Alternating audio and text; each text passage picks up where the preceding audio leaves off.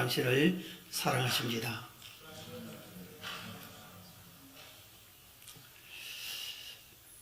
지금 코로나로 우리나라는 물론 전 세계까지 아주 위험에 빠져 있습니다. 많은 언론이 코로나를 코로나 재앙이라고 표현하기도 합니다. 오늘 말씀을 전하기에 앞서 코로나로 어려움을 당하고 있는 대구와 청도 시민들에게 심심한 위로를 보내며 속히 회복되기를 간절히 기도드립니다. 우리 교회도 총회 본부에서도 권고가 내려왔고 서울시 또 노원구청에서도 예배를 잠시 중단했으면 하는 권고가 내려왔습니다. 그래서 이 문제를 가지고 이틀 전 금요일 밤에 교역자들과 장로님들과 교육기관 부장들이 모여서 한 2시간 동안 고뇌에 찬 토론을 한 끝에 우리 교회도 2주 동안 모든 모임을 중단하고 예배는 주일낮 온라인으로 생중계로 가정에서 드리는 것으로 결정을 했습니다. 우리 교회 사상 처음으로 주일 예배를 가정에서 드리게 하는 것이 또 이 시간 예배를 실황으로 드리는데 텅 빈 예배당에서 제가 예배를 인도하는 것이 심히 마음이 아픕니다. 아마 가정에서 예배당에 오지 못하고 예배하는 성도들 여러분들도 마음이 같이 심히 아플 줄로 믿습니다. 그러나 우리가 알아야 할 것은 하나님은 살아계십니다. 하나님은 언제 어디서나 우리와 함께 계십니다. 우리가 어디서든지 신령과 진정으로 예배를 드리면 하나님은 그 예배 드리는 곳에 함께 하시고 그 예배를 받으실 줄로 믿습니다. 오늘 이 믿음을 가지고 저는 재앙에서 건져 달라는 제목으로 말씀을 드리려고 합니다. 마음속 깊은 곳에 하나님 우리나라를 코로나 재앙에서 건져 주옵소서, 이런 의미로 오늘 말씀을 전하게 되었습니다. 재앙은 사고나 사건이나 이런 그 재난이나 테러나 이런 것과는 좀 차원이 다릅니다. 사전적 의미를 보면은 천재지변으로 일어난 불행을 재난이라고 그랬습니다. 원하지 않는데 불행한 사건이 일어났다 이겁니다. 이 재앙은 개인에게도 일어날 수 있어요. 가정에도 일어날 수 있어요. 또 한 마을에 일어날 수도 있고 국가적으로도 이 재앙을 만날 수도 있습니다. 예를 들어 2010년에 아이티에서 지진 재앙이 일어났습니다. 얼마나 많은 사람이 죽었는지 모릅니다. 50만 명이나 사망했고 180만 명이 이재민이 발생을 했습니다. 그 다음에 일본에서 쓰나미 재앙이 일어났습니다. 거기도 18만 5천 명이나 사망했고 가옥이 40만 채가 파손이 됐습니다.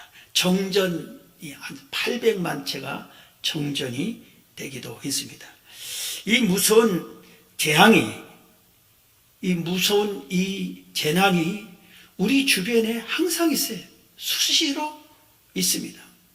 그리고 이 재앙이 언제 어디서 어떻게 우리에게 닥쳐올지 아무도 모르는 것입니다. 말세에는 이런 재앙이 수시로 일어날 것이라고 예수님께서는 경고하기도 했습니다. 그런데 오늘 본문 말씀은 하나님께서 이 재앙에서 이런 사람에게는 건져주겠다, 이 재앙에서 피하게 해주겠다 하는 희망적인 말씀을 오늘 본문이 하고 있습니다. 그래서 오늘 시편 91편에 있는 말씀을 중심으로 어떤 사람을 재앙에서 건져 주시는지 오늘 본문이 세 가지를 말하고 있는데 이 세 가지를 말씀드리려고 합니다. 첫 번째는 여호와 하나님과 함께 하는 자, 하나님과 동행하는 자를 하나님께서 건져 주시겠다고 했습니다. 오늘 본문 시편 91편 1절 이하에 보면은 지존자의 은밀한 곳에 거주하며 전능자의 그늘 아래에 사는 자여, 나는 여호와를 향하여 말하기를 그는 나의 피난처요 나의 요새요 내가 의뢰하는 하나님이라 하리니 이는 그가 너를 새 사냥꾼의 올무에서와 심한 전염병에서 건지실 것이미로다. 그렇게 말씀하셨어요. 지존자의 은밀한 곳에 거한다, 전능자의 그늘 아래 거한다. 이것은 하나님과 함께 하는 자를 말해요. 그럴 때 이런 사람들에게 재앙에서 건져준다, 심한 전염병에서 건져주시겠다 약속하셨습니다. 믿으시길 바랍니다. 본문 이어서 말씀 4절부터 보면은 그가 너를 그의 기수로 덮으시리니 내가 그 날개 아래 피하리로다. 그의 진실함은 방패와 손 방패가 되시나니 너는 밤에 찾아오는 공포와 낮에 날아드는 화살과 어두울 때 퍼지는 전염병과 밝을 때 닥쳐오는 재앙을 두려워하지 아니하리로다. 1000명이 내 왼쪽에서 10,000명이 내 오른쪽에서 엎드러지나 이 재앙이 내게 가까이 하지 못하리로다. 그래서 아멘. 얼마나 귀한 말씀이에요. 어떤 사람에게 재앙이 가까이 오지 못하겠어요? 1000명이 10,000명이 옆에서 재앙에 떨어져도 나에게 오지 않게 해주겠다고 했어요. 하나님의 그늘에, 날개의 그늘에 거하는 자, 하나님의 품 안에 있는 자, 하나님과 함께하는 자, 하나님과 동행하는 자, 이런 사람에게는 재앙이 옆에서 떨어져도 하나님의 날개의 그 포근한 품 안에서 안전하게 거하게 해주시겠다고 약속하셨어요. 하나님과 함께하는 자, 하나님의 품 안에 거하는 자입니다. 이어서 오늘 본문 9절부터 보면은 내가 말하기를 여호와는 나의 피난처시라 하고 지존자를 너희 거처로 삼았으므로 화가 내게 미치지 못하며 재앙이 내 장막에 가까이 오지 못하리니 그가 너를 위하여 그의 천사들을 명령하사 내 모든 길에서 너를 지키시게 하심이라.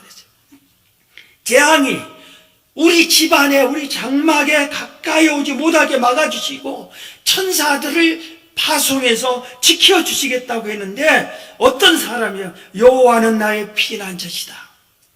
지존자를 너의 거처로 삼은 자, 하나님을 나와 함께 하나님의 집에 거하는 자, 우리 집에 하나님을 모셔 드리는 자, 하나님과 함께 동행하는 자를 하나님께서 그의 장막을 지켜주시고 보호해주시고 재앙이 임하지 못하도록 천사들을 보내서 함께해 주시겠다 이겁니다.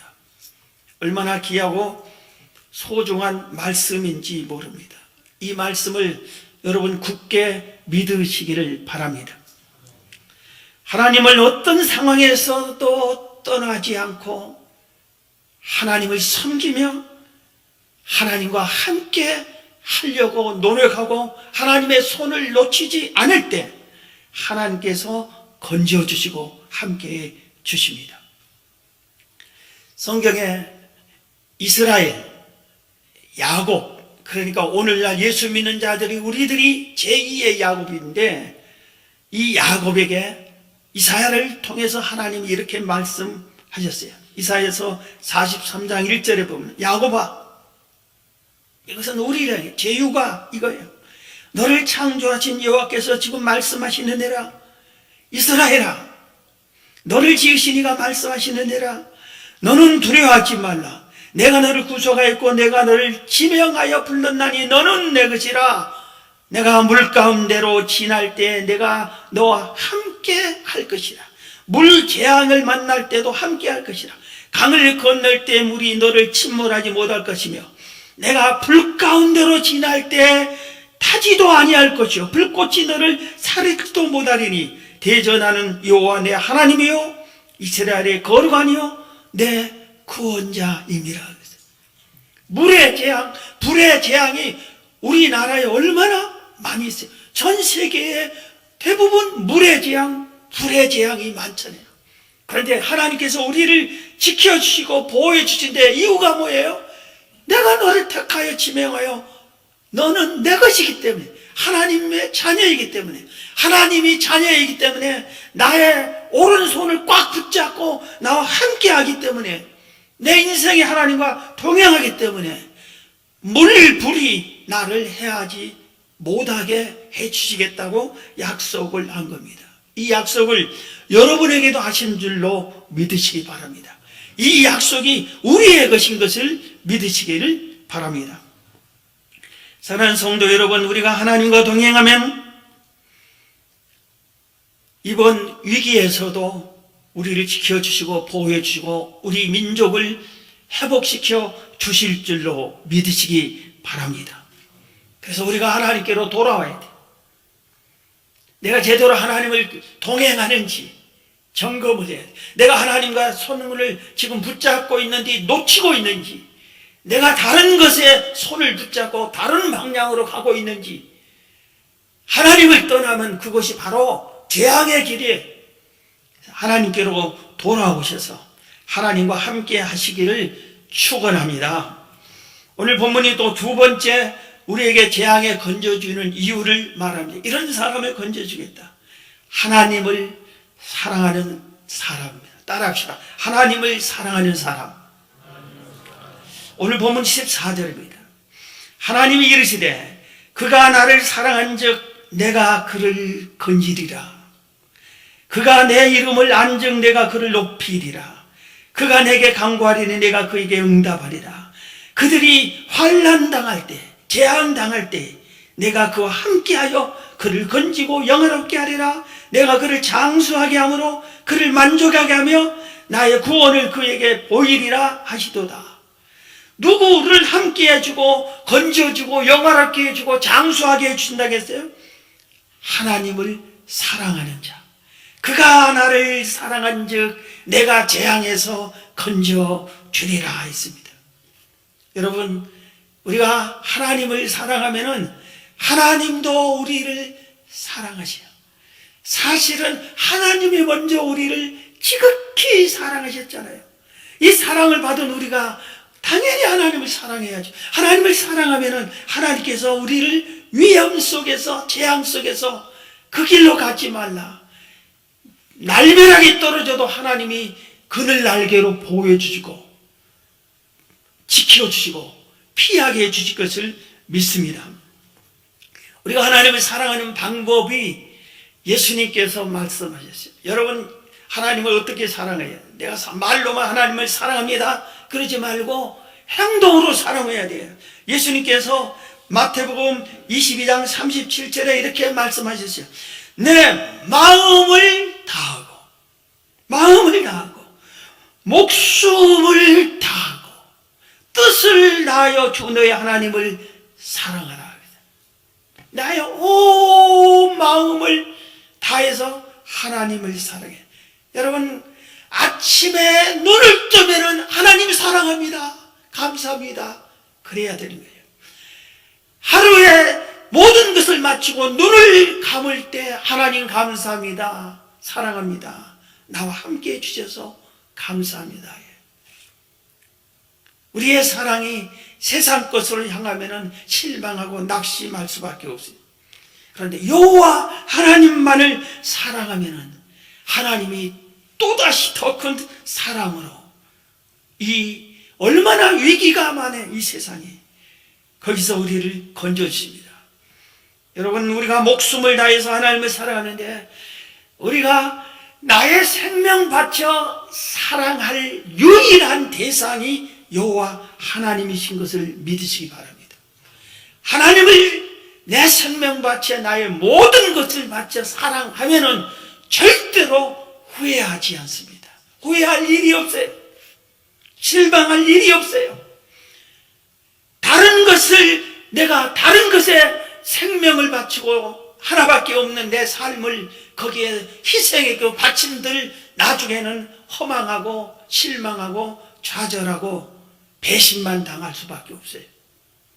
여러분 목숨을 다해서 생명을 다해서 하나님을 사랑하시길 바랍니다. 하나님을 참 사랑하는 사람이 아브라함이 있어요. 그래서 하나님께서 아브라함을 볼 때 왜 이렇게 나를 사랑하나 기특하게 여겼을 거예요. 그래서 끝까지 믿고 믿을 수 없는 믿음을 가지고 하나님을 믿고 사랑하고 쫓는 이 아브라함에게 약속대로 100세의 아들을 주었어요. 이삭을 주었어요. 그래서 변함없이 이 아브라함은 하나님만을 사랑했어요. 그래서 하나님이 한번 이 아브라함이 정말 나를 이삭보다 더 사랑하는가 시험해보고 싶었어요. 그래서 하나님이 아브라함을 시험했습니다. 아브라함아, 네가 나를 쟁을 사랑하지? 사랑합니다. 그래, 그러면 네가 사랑하는 독자 이삭을 나한테 제물로 바쳐라 그랬습니다. 자식을 죽여서 제물로 바쳐라 그랬습니다. 그런데 하나님을 목숨 바쳐 온 마음 다해 사랑한 이 아브라함이 단 한 번도 하나님께 묻지도 않았습니다. 왜 그렇습니까? 묻지도 않았습니다. 그리고 조금만 기다려주세요. 연기하지도 않았습니다. 그 즉시 하고 바로 그 다음날 사랑하는 아내에게도 말하지도 않았어요. 방해할까 봐서. 그리고 이삭을 데리고 종 한 명에게 제사를 지낼 때 필요한 장작을 종에게 지게 하고 이삭의 손목을 잡고 하나님이 제사를 지내러 간다. 떠나자 하고 이른 아침 떠났습니다. 하나님이 모리아 산에서 하라고 제사를 지내라 해서 사흘 길이나 걸어서 모리아 산에 도착합니다. 산 아래서 종을 너는 여기 있거라 합니다. 그리고 이 장작을 짊어지고 이삭의 손을 잡고 아브라함이 하나님이 정해놓은 모리아 산의 그 장소에 도착했습니다. 그리고 둘이서 함께 장작을 쌌어요. 오는 길에 이삭이 이렇게 물어봤어요. 아버지, 하나님께 제사를 지내려면 제물을 언제나 가지고 갔잖아요. 왜 이번에는 제물이 없어요? 하나님이 다 예비하실 것이다. 하나님께서 그렇게 말했어요. 그러고 나서 이삭을 밧줄로 묶었습니다. 이삭아, 하나님이 너를 제물로 바치라 한다. 그리고 묶고 제물을 제단에 올려놓고 칼을 들어 이삭을 죽이려 했습니다. 이때 하나님이 아브라함아, 네가 나를 사랑한 줄 내가 이제 알았다. 칼을 멈춰라. 뒤돌아보니까 가시던 불에 양 한 마리가 걸려 있어서 그 양을 제물로 바쳤습니다. 아브라함은 하나님을 정말 사랑하셨어요. 하나밖에 없는 100세에 난 아들 이삭보다도 하나님을 사랑하셨어요. 이렇게 사랑한 이 아브라함을 하나님이 지켜주십니다. 재앙에서 건져주십니다. 그런데 얼마나 사랑했기 때문에 아브라함만 지켜주고 보호해준 게 아니라 자자손손을 지켜주십니다. 여러분이 아브라함이 되세요. 여러분이 아브라함처럼 하나님을 사랑하세요. 환난이 오든 기근이 오든 시험이 오든 어떤 경우에도 아브라함처럼 사랑했어요. 하나님께서 이삭을 바치라는 것처럼 모든 것을 나한테 바치라 해도 흔들림 없이 하나님을 사랑하십시오. 그러면 하나님께서 아브라함을 지켜주고 후손을 지켜주는 것처럼 여러분과 여러분의 후손을 이 세상의 환난에서 기근에서 재난에서 어려움에서 지켜주실 것을 믿습니다. 하나님을 사랑한 대표적인 행위 중에 하나가 계명을 지키는 겁니다. 하나님의 명령하면 순종하는 게 하나님의 말씀을 순종하는 겁니다. 쉽게 말해 성경대로 사는 겁니다. 레위기 26장에 보면은 3절부터 이런 말씀이 있습니다. 너희가 내 규례와 계명을 준행하면, 하나님의 계명을 지키면 내가 너희에게 철따라 비를 주리니 땅은 그 산물을 내고 밭에 나무는 열매를 맺으리라. 너희의 타작한 온 포도 딸 때까지 미치며 너희의 포도 따는 것은 파종할 때까지 미치리니 너희가 음식을 배불리 먹고 너희 땅에 안전하게 거주하리라. 내가 그 땅에 평화를 줄 것인즉 9절 내가 너희를 돌보아 너희를 번성하게 하고 너희를 창대하게 할 것이며 내가 너희와 함께한 내 언약을 이행하리라 했어요. 하나님을 사랑해서 하나님의 계명을 지키기만 하면은 철따라 비를 내려주고,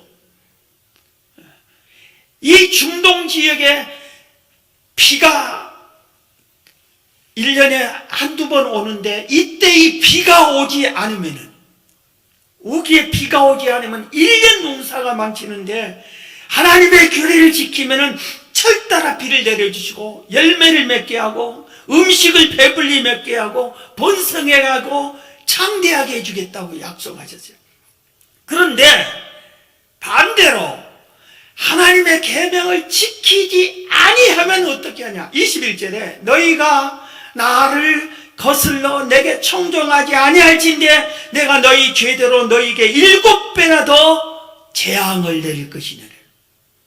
하나님의 계명을 지키지 않으면 재앙을 내리고, 하나님의 계명을, 하나님을 사랑해서 그 말씀을 순종하고 규례와 계명을 지키면은 번성하고 창대하고 때때로 비를 내리시고 열매를 풍성히 맺게 해주시겠다고 이렇게 약속을 하신 겁니다. 재앙을 생각하면은 스바냐 2장 3절에 또 이런 말씀입니다. 여호와의 규례를 지키는 세상의 모든 겸손한 자들아, 너희는 여호와를 찾으며 공의와 겸손을 구하라. 너희가 혹시 여호와의 분노의 날에 숨김을 얻으리라. 하나님이 분노할 때 숨김을 얻으리라. 이번 코로나의 재앙을 원인이 뭘까? 여러 가지로 지금 다들 찾으려고 애를 쓰고 있습니다. 저는 신앙적으로 생각합니다. 우리 한국 교회가 잘못했기 때문이다. 첫 번째, 교회가 교회답지 못하고 성도들이, 특히 주의 종들이 주의 종답지 못하고 성경대로 살지 못하고 하나님을 사랑한다 하면서 세상을 더 사랑하고 교회가 잘못했다. 두 번째는 왜 이렇게 우리 민족이 이러는가? 우리 민족이 죄가 있기 때문이 아닐까? 그래서 우리 민족이 잘못했다. 그래서 우리는 이 재앙을 맞이하면서 하나님의 말씀에 순종하지 못한 죄를 우리가 먼저 회개하고 뉘우쳐야 되는 겁니다.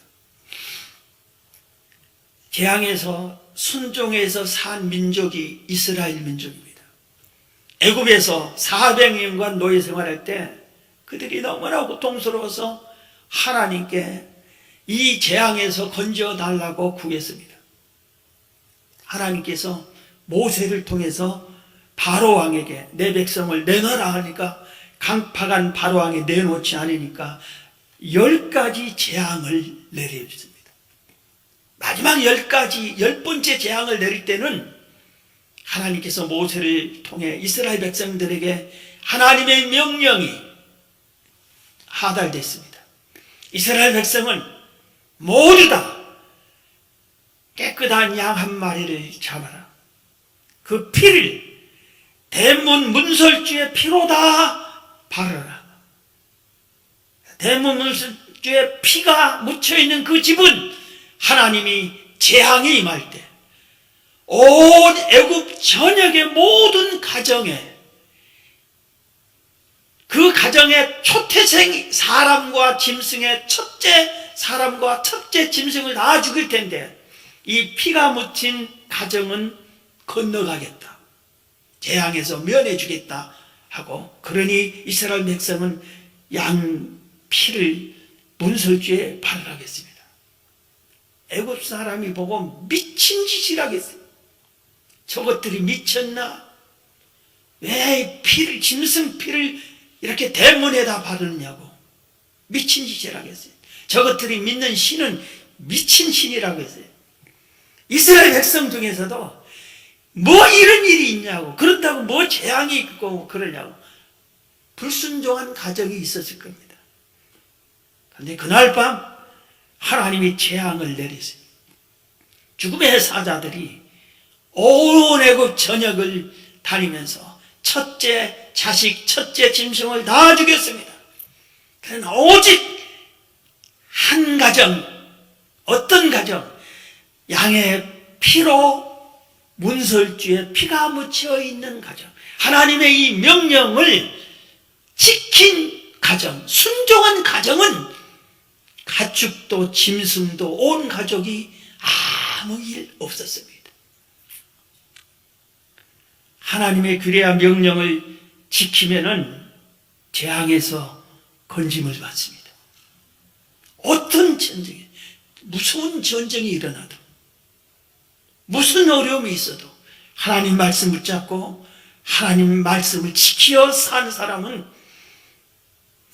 하나님이 건져주는 은혜, 재앙에서 피하는 은혜를 주실 것입니다. 여러분이 바로 그런 사람 되세요. 계명을 지키죠. 말씀에 순종하셔서 재앙에서 건짐을 받기를 주의 이름으로 축원합니다.